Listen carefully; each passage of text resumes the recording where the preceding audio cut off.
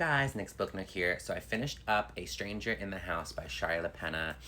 I got some thoughts, so let's talk about it. So the only other book I read by this author was The Couple Next Door. I think that this is one of her more popular books. A Stranger in the House, I hadn't heard too much about prior to finding. I actually found it at my local book trader's store, and it was like $3, so I was like, let me read it, because I really did enjoy The Couple Next Door.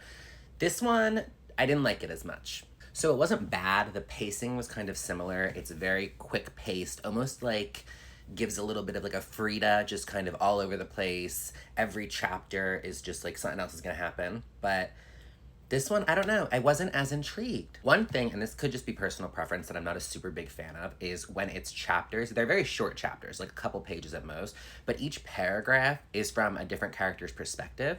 So sometimes it's a little confusing. I really can't imagine doing an audio like that because without any sort of like header to let you know who it's switching to, I just think that would get really confusing. You'd have to pay very close attention. Reading it makes it a little bit easier, but still kind of confusing.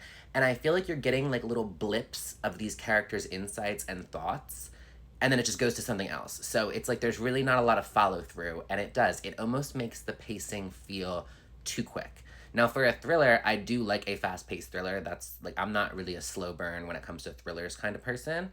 But this one just felt a little all over the place. So real quick, the synopsis of the book is there's a housewife named Karen who ends up in a huge car accident and nobody knows what happened. She can't remember why she was in the car speeding. She drove into a pole. She left her house abruptly with like left all her stuff behind. And then down the road, without giving too much spoilers away, there's like a murder. So they start to believe that she is the person responsible for killing the person, and the reason she got in the accident is because she was fleeing the scene. And her husband's trying to work with her to figure out what happened. One thing leads to another. There's a lot of twists and turns. Again, it wasn't a bad book by any means. I gave it 3.5. I just think I expected it to be as enjoyable for me as The Couple Next Door, and it just wasn't.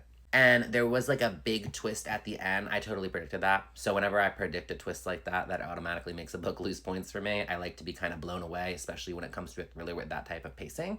But all in all, it was still okay. I'd be curious to read some other books by this author. So if you've read any of her books other than these two, comment your favorite one below. Thanks, guys.